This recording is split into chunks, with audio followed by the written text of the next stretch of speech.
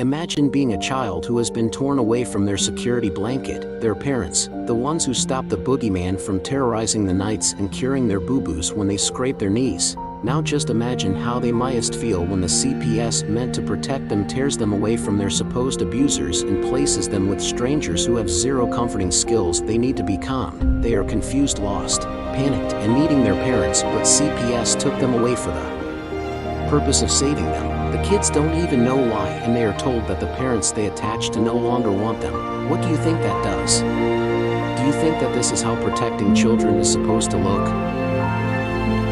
Abolish CPS.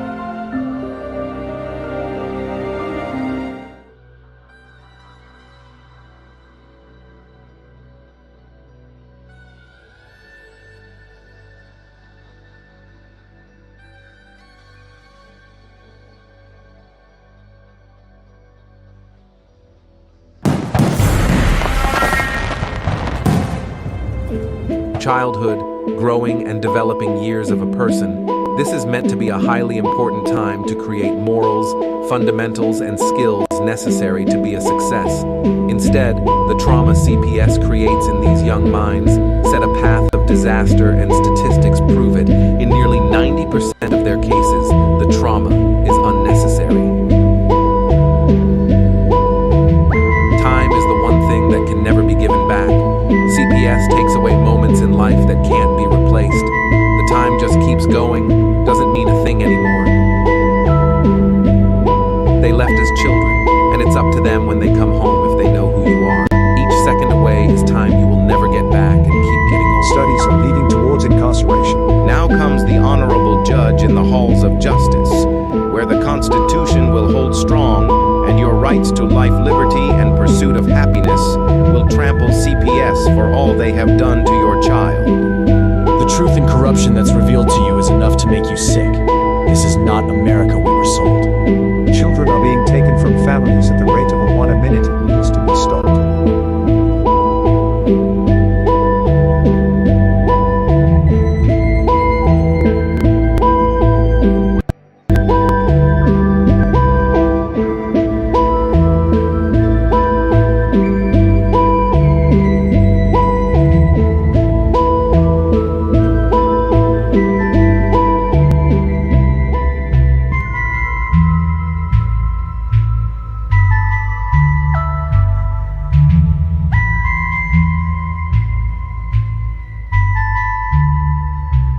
It's time to wake up and abolish CPS.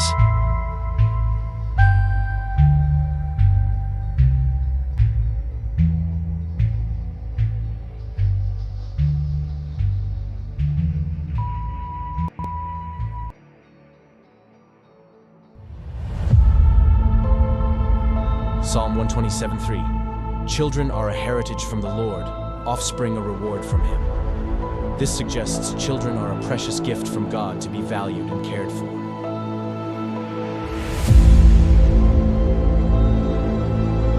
In the United States, a child a minute is taken into DHS, CPS, and so on custody. The reality is their picks are already selected, you just don't know it. Being perfect no longer matters. It's what the adopting families are looking for.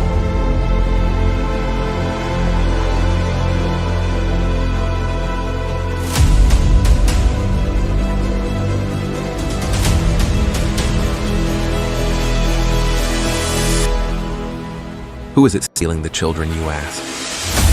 From caseworker to the White House, the buck stops at all levels, just not where it is supposed to be. The services your family needs, we the people have paid for to ensure your reunification.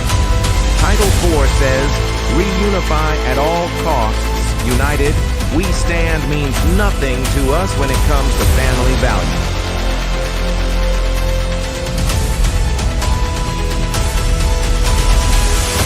Children are being ripped away from their families.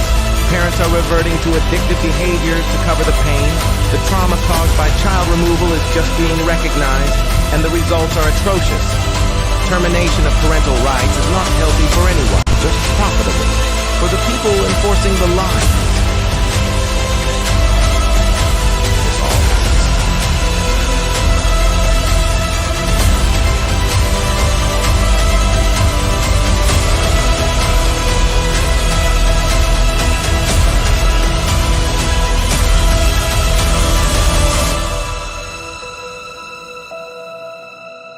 It's time Washington listens to the cries of our children, the wails of their mothers, and the rage growing in the fathers. These are our children. Keep your damn hands off them. We are coming to act on the behalf of the children God gave us to protect, and you kidnapped.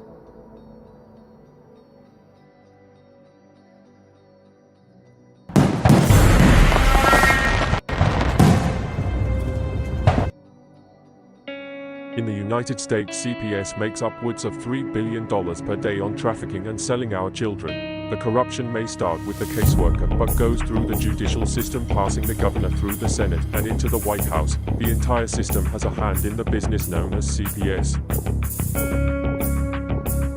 Our children are stolen every minute of a 24-hour day. They are being robbed of their innocence, their trust, their happiness. As parents, we are isolated and betrayed by a government we trust. States are balancing budgets on kids' lives. Only 12% of the kids taken will be reunified. Title IV funding is being riveted with fraud.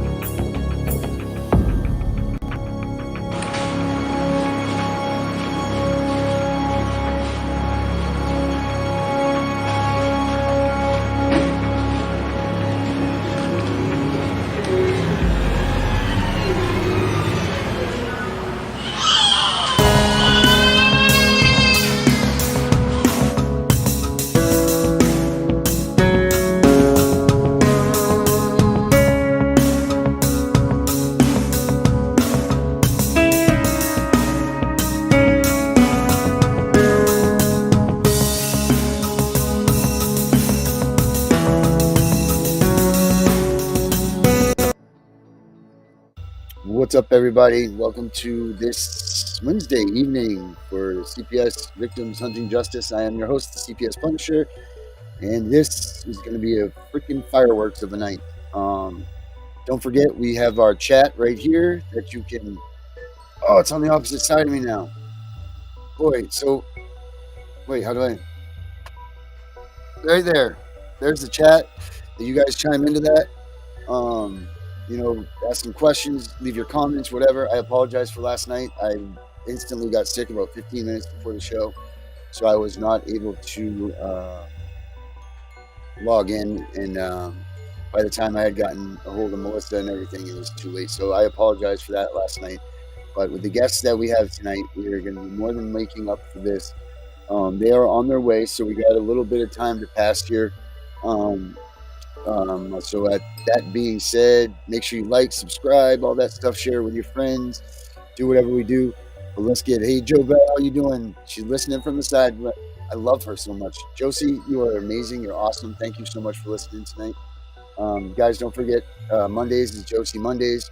We're waiting to hear what goes on with her, whether she gets off for the death threats or whether she's going to get her kids back. It's crazy, but make sure you guys tune in on Mondays for her. But let's bring Melissa out here and let's just get it on. What's up, Melissa? How you doing? I'm good. How you doing, Darren? Oh, I'm upright and taking nourishment, or I'm sitting down and doing it. So that's good. I couldn't do that last night. Upright or take nourishment. Right. Yeah, no, you were pretty ill yesterday. Yeah. But hey, we also have Charles on here too. We got him by speakerphone. Oh. He's having some internet technical issues. Oh, I swear they're doing that on purpose. Charles, how are you doing, buddy? Oh, I'm okay. Back in New Orleans. Yeah, well, you sound good. Oh, well, I've been seeing nothing but doctors since I've been back, and they all find me alive. But yeah. to their dismay, right? And I watched this thing the other day about this doctor that his idea was to get rich, and it wasn't happening. So what he did was he went out and he started telling his patients at his doctor's office that they had cancer, and then they he would treat them truly with chemo and everything, and then they didn't have cancer. So he became like this supreme cancer treating doctor. But he was really treating people for chemo, making them go through all of that stuff treating them for cancer. I remember seeing that. He got charged, didn't he, criminally? Yeah, he got in big time trouble for doing that. But I was thinking, I'm like, well, CPS is saying that we're all bad parents. I mean, they're lying about that, right? So how can we transition a lie from what they say to make that work like in the medical malpractice where they said one thing and they didn't, and it doesn't mean another? You know, like they said, this guy said they had cancer. They didn't. Now he had fraud. They have fraud. We have all of these things. How can we transition those two pieces maybe to make it work for us? Thoughts? So, Charles, what he's asking is, how do we, as people, as citizens, file warrants against people, against our government officials for their criminal wrongdoings? I mean, all right. Let's consider something bigger. I realize you both think that CPS is the biggest lie ever, but what do you two believe about 9/11? Well, that the FBI set it up just to racketeer a bunch of money off of a false setup war? Well, might not have been the FBI. I think there are other candidates, but the FBI certainly knew about it. The security team that was in there, you know, like the whole thing. We know the truth about that. Come on, everybody. Right, okay, but do you see where I'm going with this? What can you do to hold the government responsible for the murder of 3,000 people on a single day? Yeah, well, you know what? All I care about and what people care about is their kids, man. We've lost our kids. That's what's important to us. You know, like I know, but I mean, but if you can't do anything about 9/11 or Pearl Harbor or the Murrah Federal Building or the Weaver siege or the Branch Davidian siege, when you can't do anything about actual televised murder, which we've had quite a few of in the United States. If we can't hold the government responsible for actual televised acts of murder, what do you think we can do about all their other violations? Well, here's the thing. You know what? I don't remember if this was on the show or if I was talking with somebody about this. But we were talking. You know when this really took place, right? This was when. Oh yeah, we were talking about it at the Advocates thing. So when did this really start to ramp up that it was okay for them to take our kids? Do you remember? And hello, Brenda. How are you tonight, sweetie? Do you remember? Let me tell you when this happened, because you want to talk about government conspiracy. Do you remember the picture? I think the kid's name was Elion Gonzalez, right? Was that the kid's name? Oh, no, during the Clinton administration. Right, when Janet Reno sent those guys in there, and the picture on the front page of that was the militarized ATF grabbing young Elion Gonzalez, correct? Right? Remember that picture where he was scared to death? You know what? That was their test. That was their test because you know what? No one was outraged about that. No one cared about a little kid getting grabbed and taken out by an ATF agent. That was their test phase to see if the United States... How about little kids being burned alive in Waco in April 1993? Yeah. Well, nobody ever cared about that either. That's Janet Reno again, you know? But what I'm saying is that was their placard to find out what the United States was going to do when we started removing our children, because nobody gave two shits about that kid. Janet Reno, I don't know if I've told you this story, but Janet Reno is the person who ordered my prosecution and my ultimate disbarment in the 1990s. She was a great lady, I tell you. Oh, here's Herbert. Herbert, how we doing, buddy?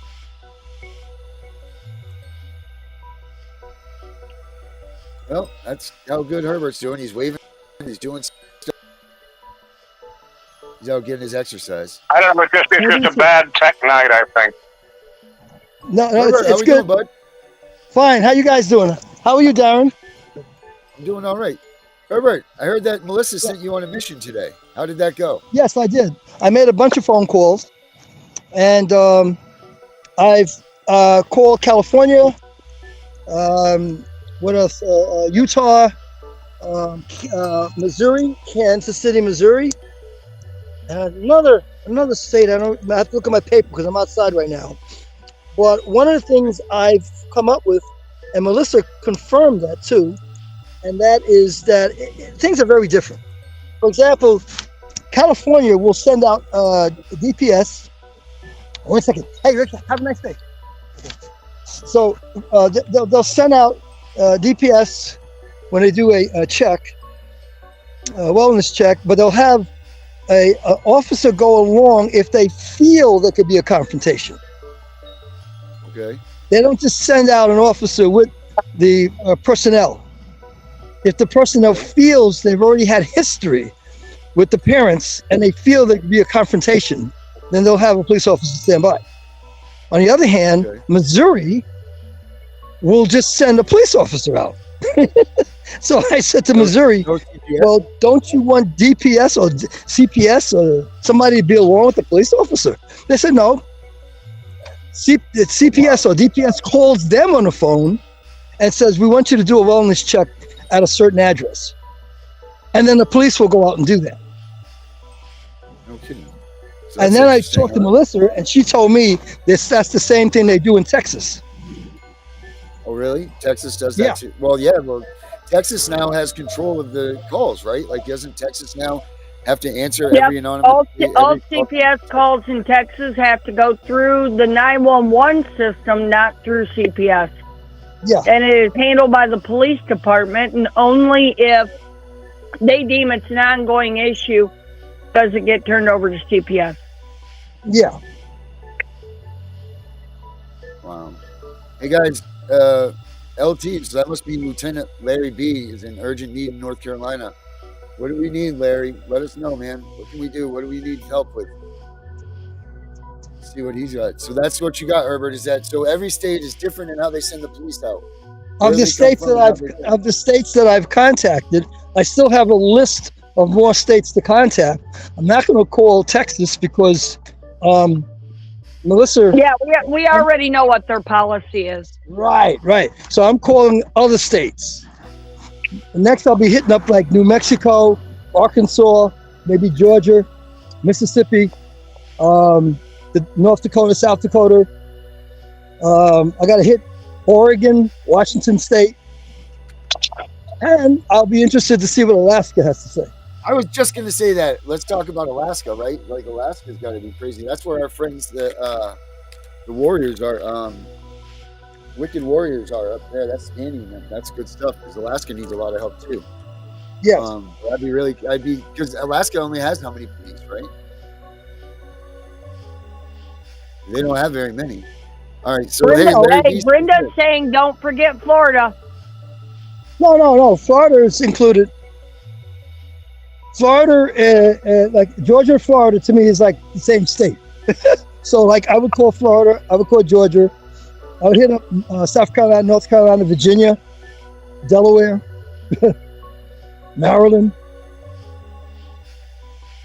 I'll even hit Pennsylvania. I would even hit Pennsylvania just to hit Pennsylvania. New York, out there too. New York, Connecticut, Massachusetts. Even though you're in your state, you know your state, I would just hit them up anyway. Yeah. You know what? But one thing I think, I'm not gonna lie, I was waiting for you to go, yeah, like Howard Dean did that time when he's like, I'm going to Kansas City, to Georgia, to Arkansas, to this, to that. Hurrah! That's what I thought you were just gonna do, Herbert. I'm gonna be honest. Oh, you thought I was gonna do what? Remember the Howard Dean when he lost his career? They said when he went, I'm going to Utah and to Cancun and blah blah blah blah blah. And he was like, yeah. Oh. That's what I thought you were gonna do when you listed those places up. Oh. So hey, Darren, I'm being asked a direct question by, well, almost half of our viewing audience. Yeah, the meeting yesterday morning with the director of DHR, I took in my proof, I stated my facts, I proved my case.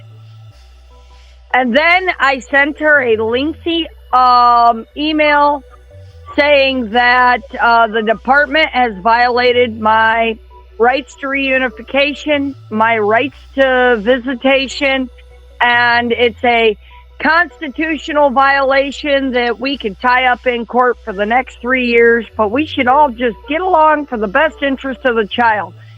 And they agreed to work with me. That's fucking amazing. And then today I was getting how to get rid of child support advice from the department's attorney. So that was even better yet. That's freaking great. So what do you think? I mean, you know you're optimistic, but I mean, you don't want to be too, what are your thoughts? Where do you think you're going to go with this new information? Within the next 2 weeks, we're going to hold a new ISP meeting. And in that meeting, we will have some more exact answers. But I do think that they're going to change the goal from limbo to reunification. That would be freaking great. And I just filed subpoenas today against the GAL and the department. I mean, it's the GAL's motion that we're hearing. So I would think that she would be there, but we filed subpoenas against everyone. Is this going to be done in court? Yeah, actually, Herbert, you're getting feedback again. But,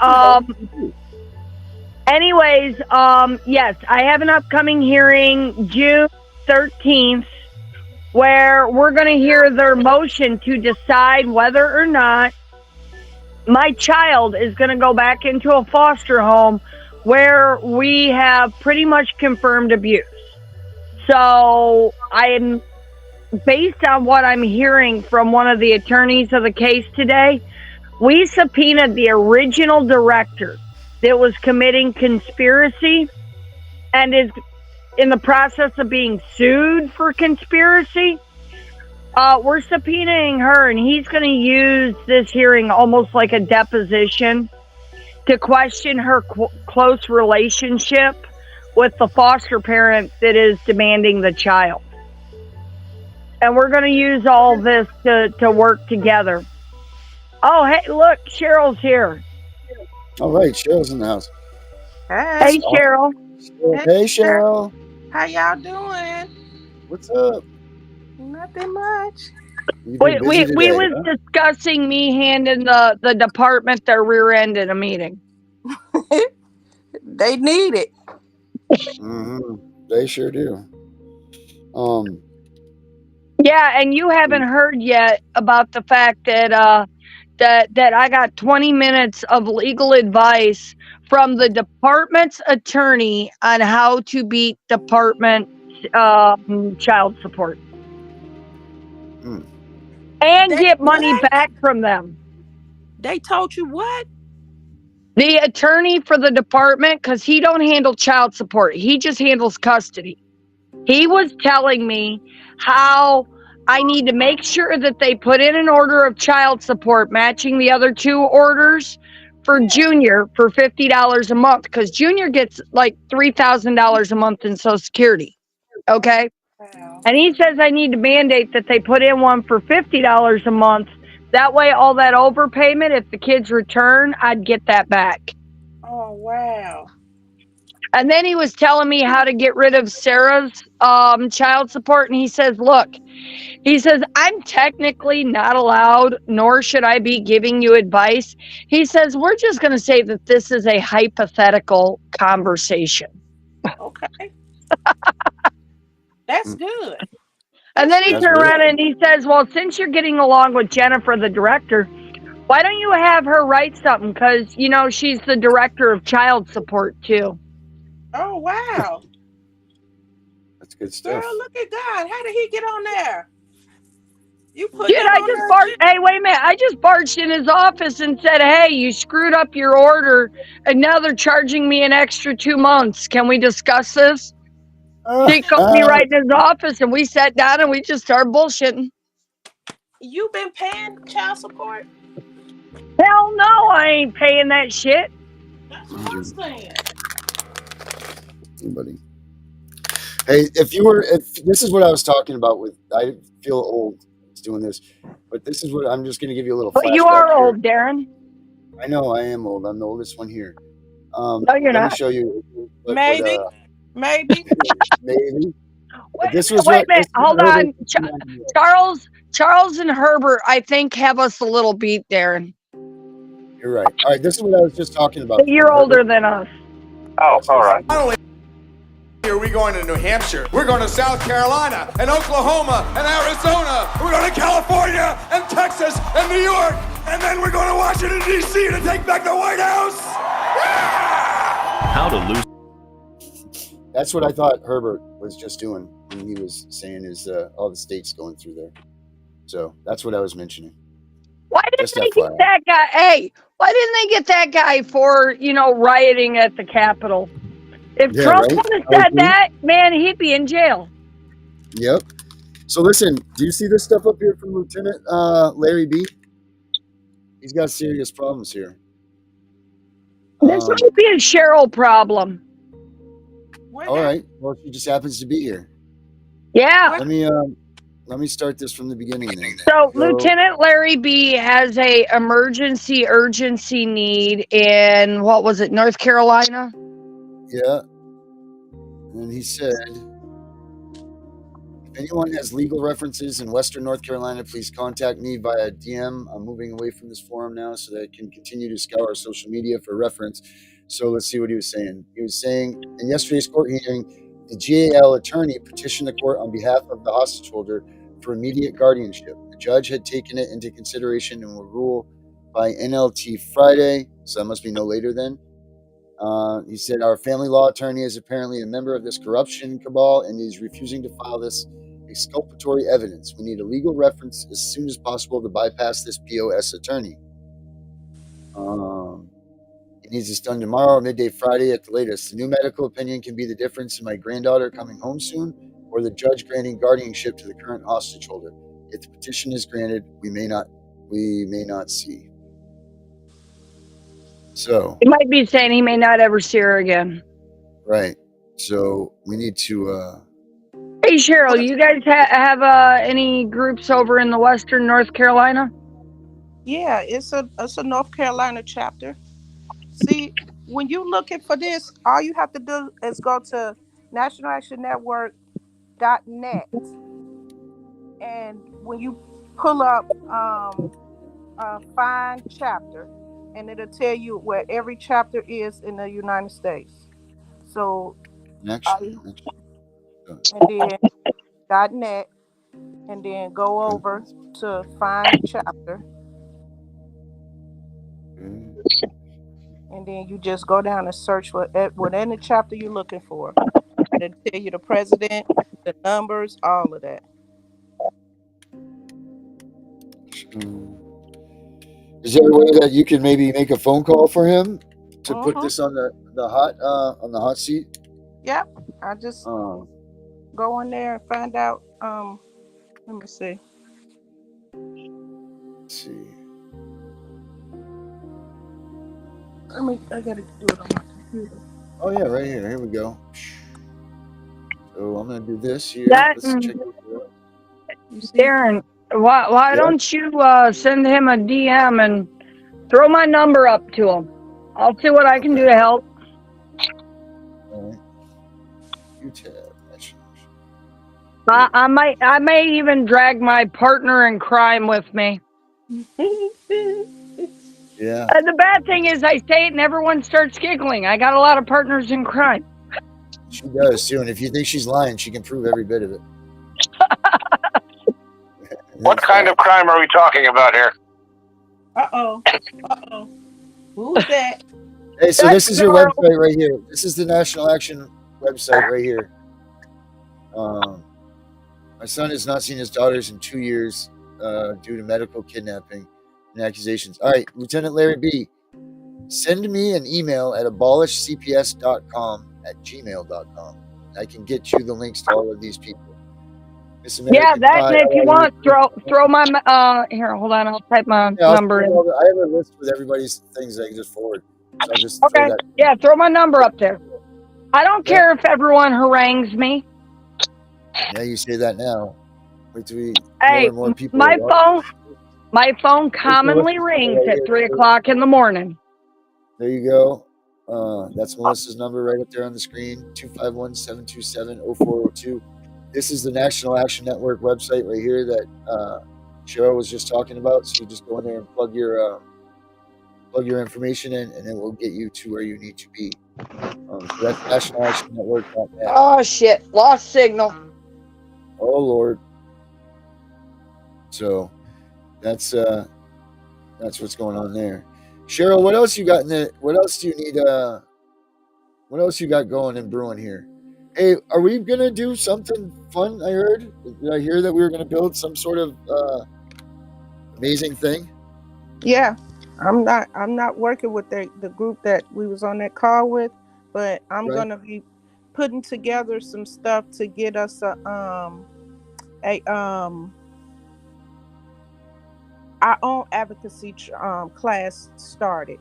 But I want to do it with parents, people that have lost their children as fighting with the system now, and I even want to do it with parents that have just have children that's in the school system anywhere, and to let them know what their rights are, because once they learn what their rights are and know what they can't do, they can't wait till they 2 years into this DCS stuff.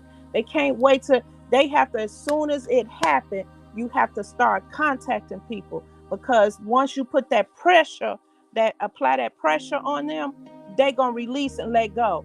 But if they already in there and it's 2 years on down the line and all of that, and then they feel that nobody's coming, and the first thing they want to know is, do you have family? Do you have somebody that could come and get them? And if you say no, then they know they got you. They could do it. If the dad's not around and the mom by themselves, they know that they can get you. And that's how they come and attack. But if you show a strong community and people all around you, they're not gonna do anything. They're gonna take their hands off your kid and give them back and leave them alone. And we found that out several times. And so that's what I want people to know. I need people to understand when this happens, you got to open up your mouth. You can't fight them by yourself, period. No. And you have to stop talking. When you start talking, you telling on yourself, because you don't understand. They use trickery to get you. They make you think that they finna work with you and help you, and they don't. And they're not your friend. They have all this money to give to foster families, and have all this money to give to sitters and all that kind of stuff. Give that money to the family. If it's a problem or issue in there, let's give that money to them and help them. If they have substance abuse, if they have anything, let's go in there and help them. Stop taking their kids away. So these are the things that we're going to teach the community. We got to teach the people. And once we teach the people and give them the power that they need, and then they're going to be a force to be reckoned with. But we have to educate. We have to. Educate. That's it. That's what I've been saying the past 2 years is educate. Educate. And the stigma of the people that are involved in the CPS things, and then, move forward. Once we can kill the stigma, which we're working on like now it's not becoming, as bad as it was 2 years ago when it was like, oh, CPS. Like I was one of those people. If you told me that you lost your kid to CPS 2-3 years ago, I would have put my nose up and I would have walked away. I'm ashamed to say that, but it's the truth. I didn't think that CPS, I thought that they were, America, red, white, and blue, here to help us and all that. That's not the case. But now, like the stigma is getting crushed, because we know that these are lies, that people they're literally kidnapping our children. But they've been doing it. They've been doing it for so long, but it's been so quiet and no one knew about it. And now people, it's starting to affect everybody. So now people are speaking up, and to do a virtual and an in-person in every state. Everybody is touching everybody. So everybody has to join forces. There should never, ever be a state where there's not more than 100 people that's involved with these type of cases. In every state. Cheryl, I have a question for you. Are you also putting a program together for to-be parents? I mean, the young lady, she's not even pregnant yet, and to-be parents. Yeah. Oh, we're here. I was speaking. Can you hear me, Cheryl? I can hear you. Okay, so what I was saying is, are you going to put a program together for parents to be, so they understand what CPS is, what it's about, what to do, what not to do? That's what I was saying. That's for Okay. everybody, especially the people that's have newborn babies. Because one thing people don't realize, and this is what everybody in the whole United States has to do, that has children, especially in public school, anywhere. They have to, first of all, the mother and the father has to go establish custody, because the mother don't have custody. Just because you had the baby don't mean that you have custody of it, and the dad does not have custody. So both parents need to go establish custody of the child. They have to put their own parenting plans together, and then they need to go find members of their family to have a power of attorney over the children. So if anything ever happened, it'll be something already in place. Then they can't just come and take the kids. So that has to be taught. Just because you had the baby don't mean you have custody of it. And if you and your boyfriend or girlfriend is going through problems, and now y'all not together no more, and now y'all fighting over this child, go establish custody. Especially when y'all still loving each other, go and establish. And parents has to know that, and they don't know. And then all of a sudden, now they in the battle. Now DCS done came in because everybody fighting over the kid. Now DCS done eased in there, and they done took them. That's right. I agree with you. And I think that even more than that, if you're a parent that, let's say that you've had a prior possession of weed, therefore they want to argue that you have drug history. You have a parent with a clean record, give your parent guardianship. Even though you have possession of your kid, have a standing guardian over your kid. So when they come to screw with you, they got to prove your parent to be improper, not you. That's right. Because and then if you know your house is dirty, if you know you dirty, if you know you about to get in trouble, go get all this stuff established before it hits the fan. Because you can't come crying. You cannot come crying and whining after the fact. See, we have to be. So if the mom is dirty, and if that's discovered in a hospital after birth, you're saying that the guardian can take the child. No, if you're doing drugs prior to giving birth, go establish it ahead of time. That's right. No, I'm saying you establish that, but once the baby's born, then the baby has to go to the guardian, not the CPS. It said, that's my child. I have guardianship over the child, and I'm coming to get it. And all even though the baby has been tested, and the baby's also dirty. But here's the thing: they're going to attack the parent. Right? It has nothing to do with the guardian. But then that means that parent cannot be around that child. Yes. But the mother, as long as the mother or whoever has guardianship over it, they have to give that child to them. No, the mother can't be around the child because the mother's dirty. But there's a guardian that can be around the child. Am I correct? That's right. Yep. Okay. Yep, because the mother can easily stand in front of the judge and say, Your Honor, I know I'm a screw up, and I know I can't fix me. That's why I appointed a guardian in the beginning, so that no matter what, my child was safe. Listen, and they always says that wherever the parents said they want their child to go, they have to give it to them. My kid that I have right now, the mother said, can you give my children to my next door neighbor? And because she asked them to give her children to me, they considered me kinship.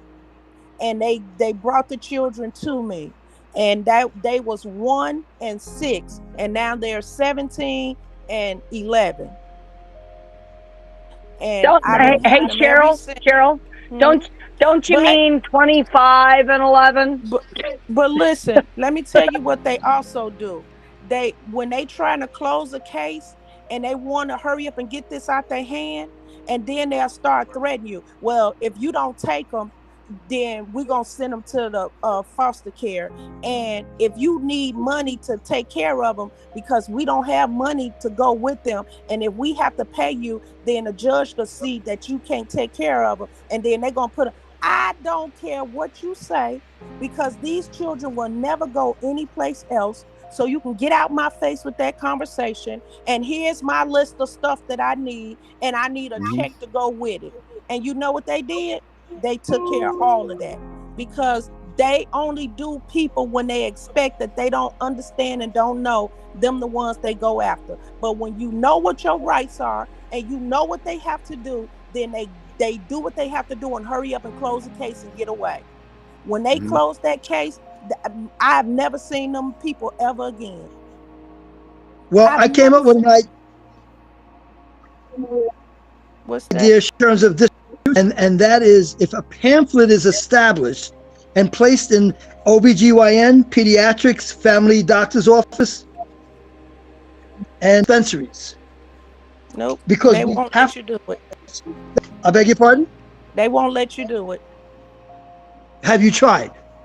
No, you don't have to try it. They won't let you come into a facility like that and leave those kind of pamphlets, because then they're saying that if it's any open case, or if it's any case that's in that comes into their clinics or anything, and then you're trying to hinder what the state is already trying to do. So the best way to get to them is when the parents is pulling up and dropping off their kids and picking them up. You go there. When the parents are going to the grocery stores, you go there. When they in the libraries, you go there. Anywhere they at, any recreational. Those are kind of places that you have to do. Good. Also, I'm thinking about high school girls. Look, you know, like, let me tell you.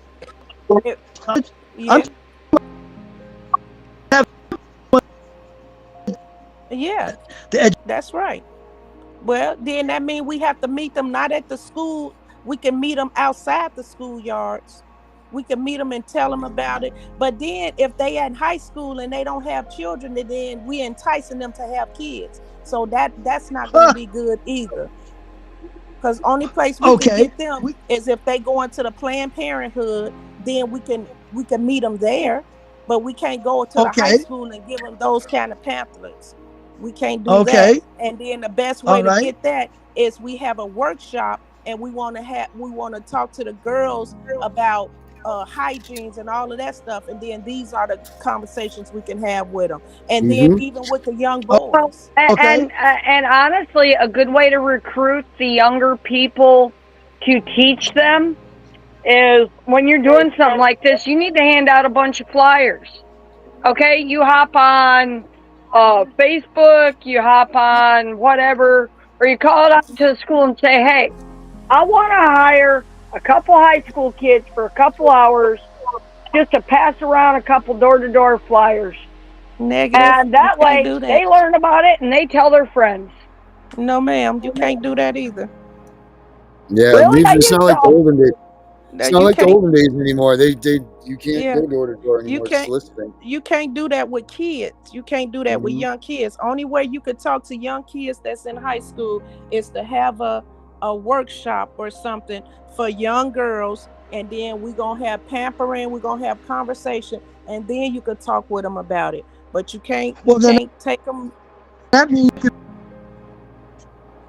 for young girls, and that should be included in them. Well, not in the schools though, because you know they took. But don't no, they took all that out of the. They took all of that out of the schools. Yeah, they took all of that sex education and all of that. Took all of that stuff out of the schools. Okay. Yeah, so that's the only thing when you have programs. Now, what about? I got a solution. Yeah, now you can do them in there. Oh, you could do them in all of the churches all day long. Well, we could do that all day long. Yes. You know, we could hit up with ministers and pastors and stuff like that, and have things hate the ministers and pastors, yes, because they probably don't know. Yeah, Yeah, some of them probably the problem. Right. There's a whole bunch of people. They know they part of the problem. They get paid to be quiet and let us take these kids and don't work. It's a lot of these organizations. It's a lot of these people getting paid to be quiet. And when people come with complaints, don't let them, don't come after us. And so I'm gonna give you $150 million to shut up. I'm gonna let you go build you headquarters to be quiet. And so, money walks, bull crap talks. They ain't listening to you. They listening to that money. And that's why we have a hard time. And that's why some of these organizations don't help no one, because they've been paid not to. So that's why we have to figure out the system ourselves. And we have to go after them ourselves. And we have to start speaking up ourselves. And the only way we could do that is to educate the community. Let them know what's actually happening and let them know what their rights are. And once you tell people what their rights are, then they'll be a force to be reckoned with. Okay, I see Charles sitting there chopping at the bits. Hit it up, Charles. I know you're gonna come up with something. Come on, Charles, bring it in. Well, I wanted to be, on, and so all of a sudden my Wi-Fi seemed to be working. But anyhow, I hear what Cheryl is saying about the planning stage, and I'm really very sympathetic with that. I just want to point out that I think that there are some serious problems with it. Can you hear me? Oh, yeah, you're good. Perfect. Keep going. Okay, well, but I still, I'm here, and I'm still not seeing myself. It says I'm backstage. We see you, Charles, and you look good. We see you. We're on stage. Push the button that has the button that has people. See the two people? Push that, and you'll see yourself. He said, "You look good, Charles. You look good." That's weird. Okay. I can't. Yeah, you gotta. You're wearing a green plaid. You're wearing a green plaid shirt, Charles. Okay, well, you can see me, all right. And I'm sitting in front of my fireplace.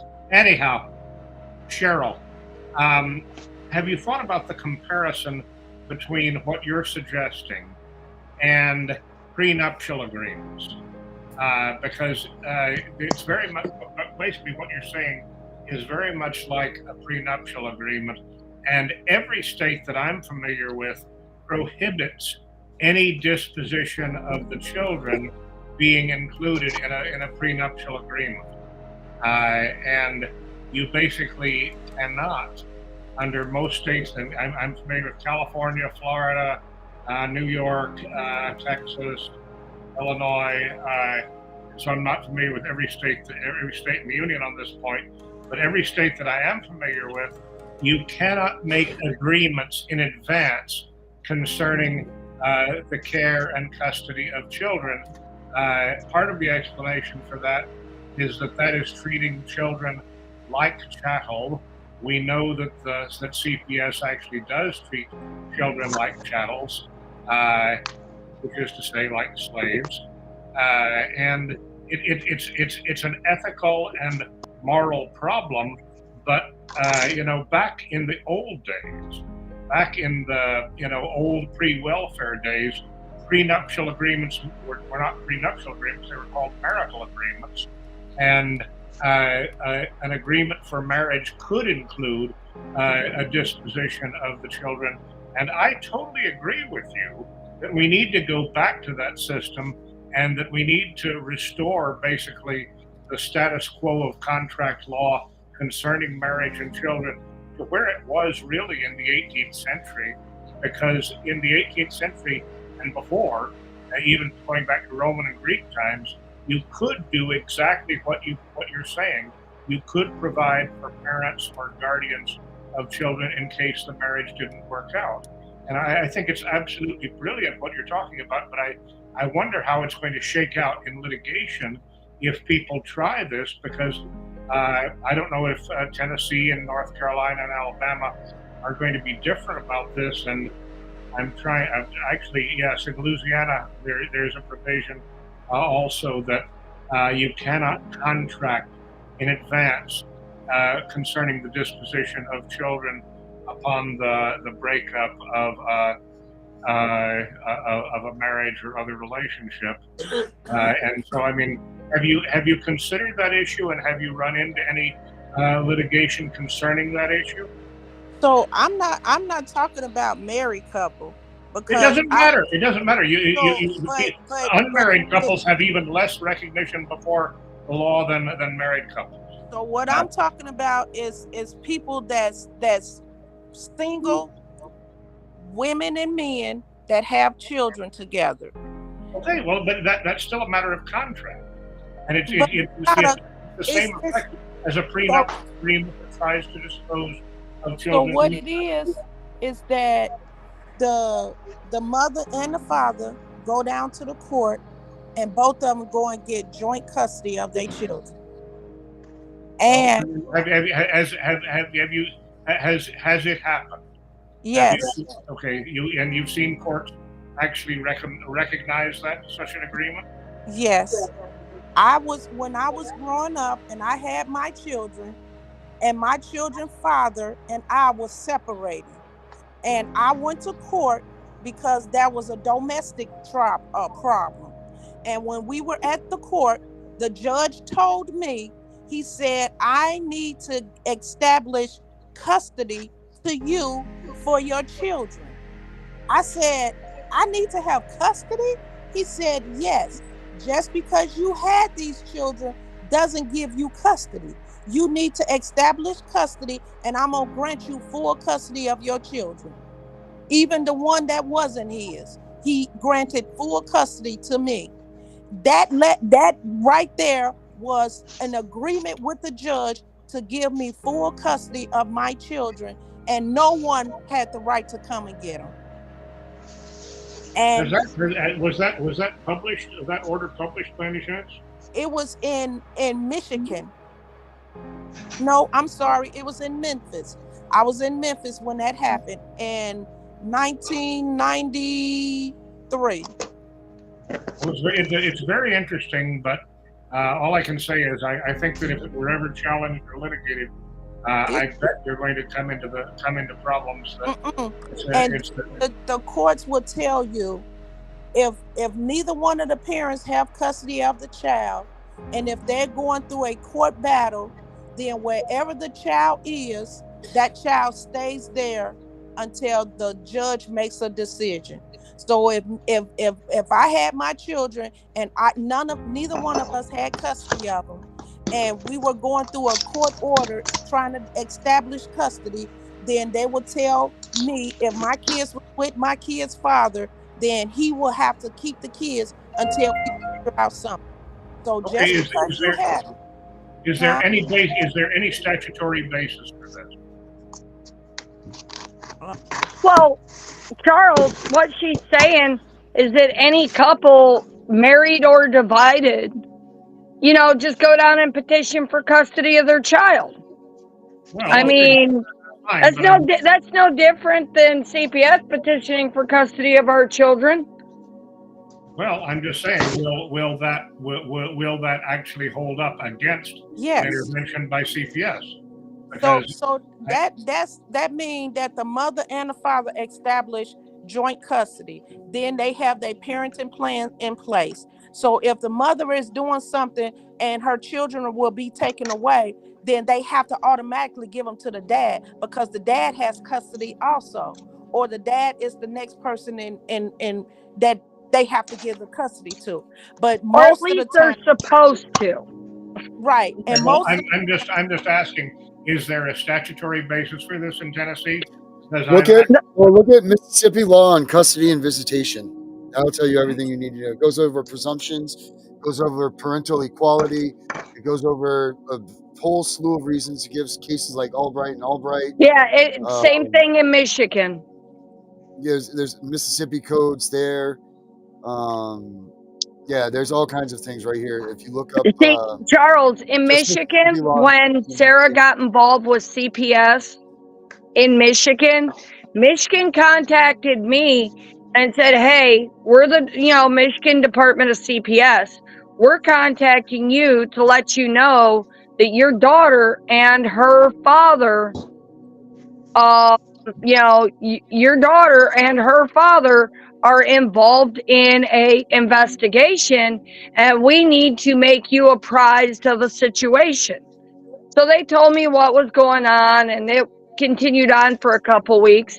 And then I even had to go up to Michigan 3 times in 1 week for 3 different meetings, and then it was rendered that the best interest of the child was served by sending her back here with me to do services. That's what started all my crap here. But what does that have to do with parents making an agreement relating to the disposition of child custody? I don't see what that has to do with. Well, we had a custody petition, and because it was on record, it required the department to contact me. See, me and him have never been married. So then, Charles, why don't we just have them to do that, and then your answer will be your question will be answered if it happens or not. Because as it stands right now, people don't know that they have the right to go and get custody of their children, and the schools is the worst place ever for our children to be. I mean, custody of them. And if they don't have custody, then they're in trouble. Can y'all hear me? My intuition. Yeah, we can hear you. My intuition is that you're absolutely right from a moral standpoint. Can y'all hear me? Yep. Oh, yes, we can hear you, Cheryl. My intuition is that you're absolutely right from a moral standpoint, and I'm just wondering I don't know what's going to happen. Can y'all hear me? Yep, we can still hear you, Cheryl. Nope. I have a feeling that she's got a weak signal. It sounds strong on this end, but anyhow, do you hear what I'm saying? That I think she's morally absolutely right, and I really like what she's saying. Charles, check your email. I just sent you everything that you need. I just sent you everything you need, Charles. Look at your email. What? Look at your email, Charles. I just sent you everything that you need to tell you that she's right about what she's saying.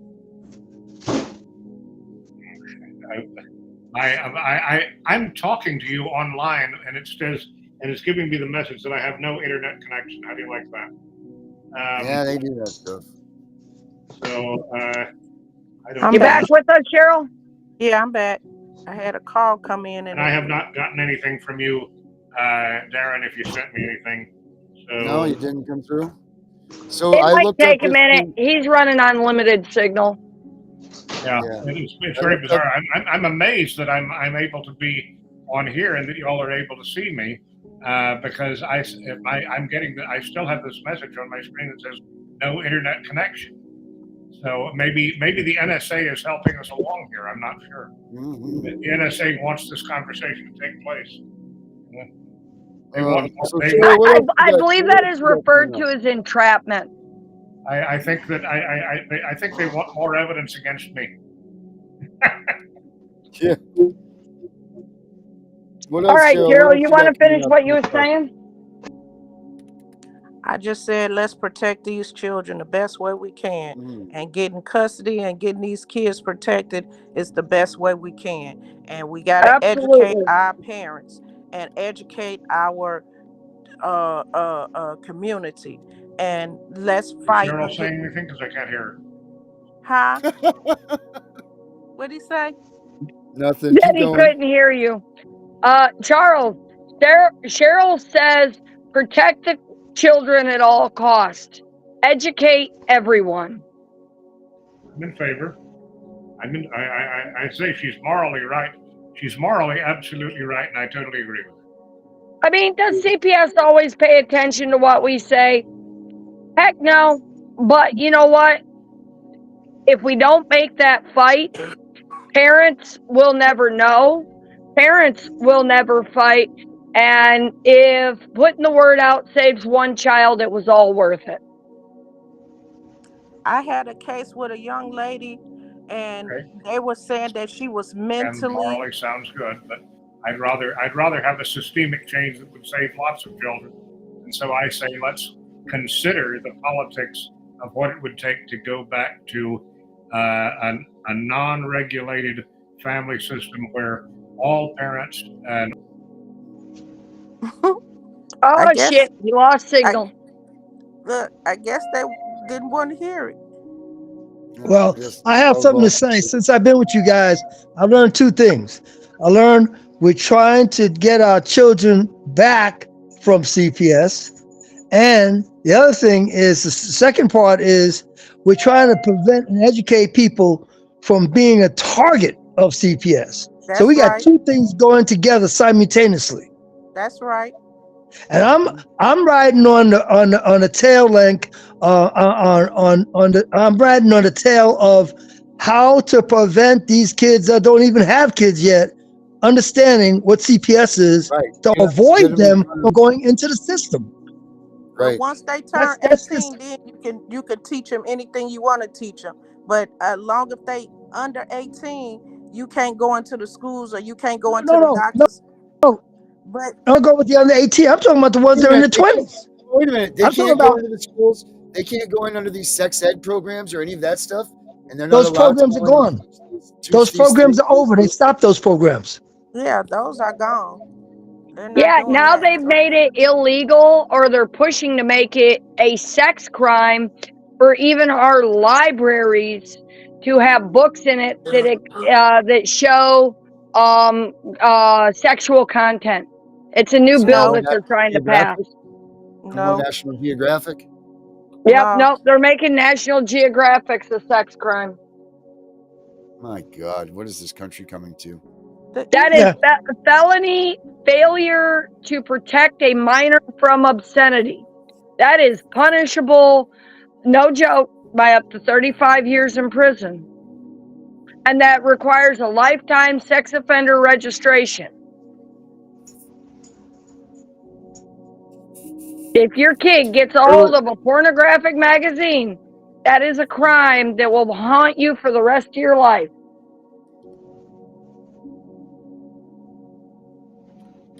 Wow, this is getting out Somebody wants your number, Herbert. Well, I wanna go after those parents who said they just got married, they're gonna have children, they're in their 20s, and educate them about CPS.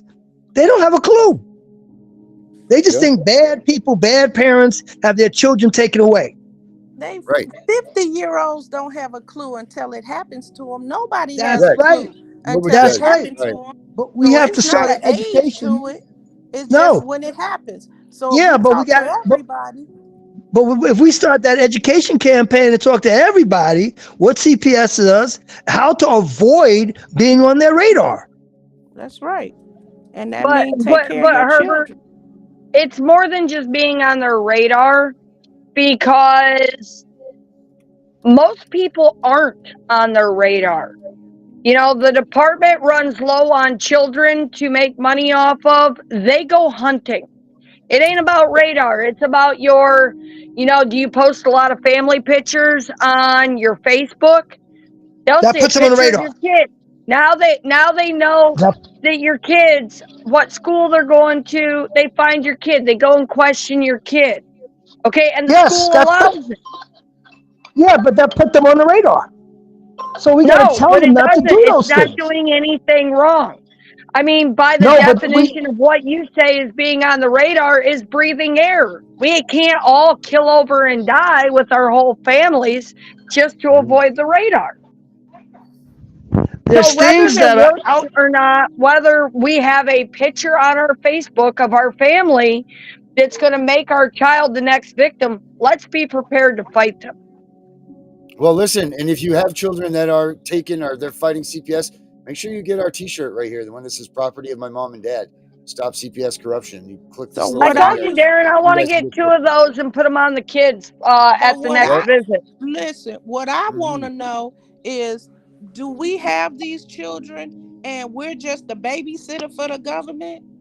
I mean, that's what I'm thinking. I was thinking more like we were the puppy mill for the government. Huh? Well, you don't own your children. You don't own your children. We do own them, but once we sign the birth Cheryl, I was saying I think we're more of the puppy mill for the government. But listen, once we sign a birth certificate and get a Social Security, now we just gave them a ward of the state. Yeah. Yep, blank, just like the period. title for a vehicle. Yep. But And you just know, like a mortgage. now they have made it illegal to have your kids at home without, medical supervision.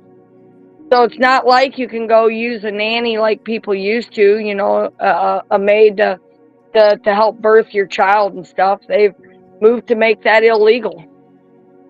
Oh, you talking about midwives? Yeah. They what?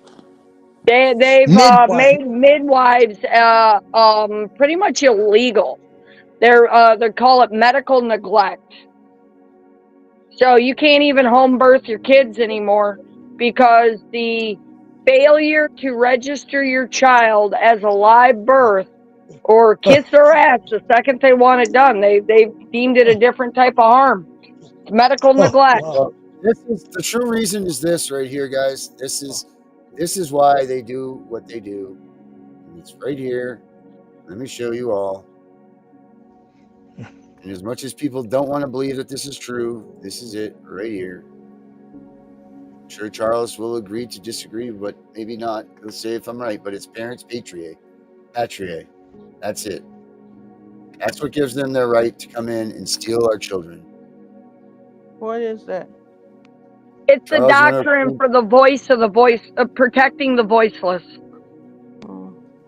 gives our, Can't barely see it. you guys don't know about parents patriae? Can you read it? Because I can barely see it.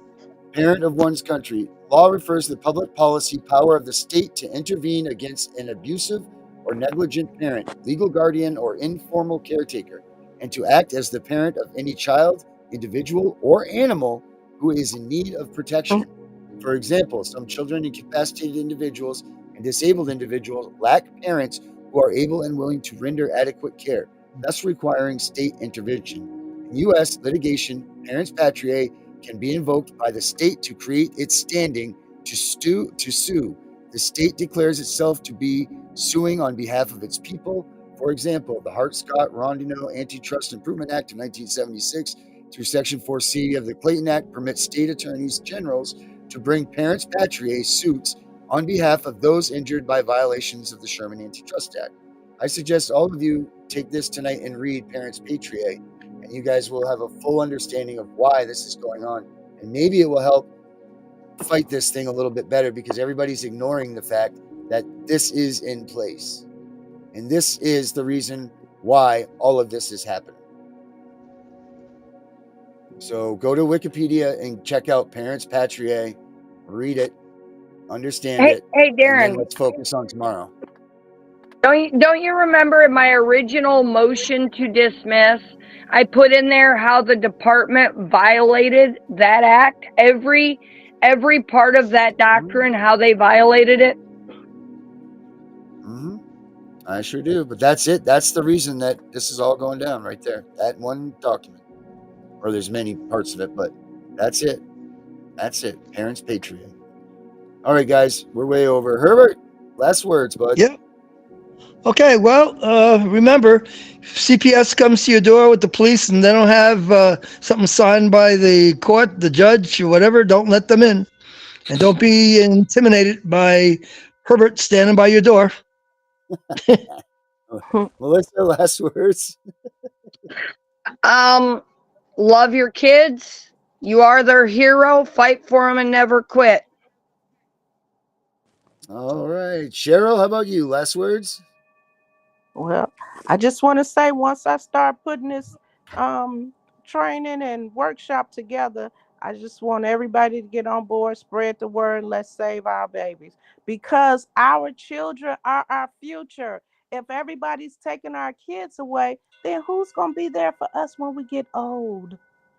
So let's take care of our babies. Yes, ma'am. That's damn right. You're damn right. All right, Charles, you're up, my man. Last words.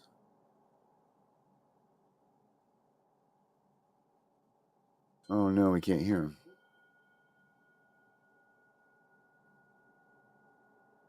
Charles, are you on mute or something? I can read your lips, and I'm always looking forward to your last words. But we've son of a bitch. All right, Charles. We'll catch you on the flip side. All right, guys. So, I advise everybody go take a look at Parents Patriae, and if you're in this stuff, because that's going to tell you a lot about what is really going on. We all talk about these laws and all of these things, but in all reality, Parents Patriae is the reason that we're in this. We need to understand it, read it, and it comes given to you at birth. So check it out, please, tonight. We'll see you all tomorrow night, same time, same place. I'm the CPS Punisher. I'm out of here.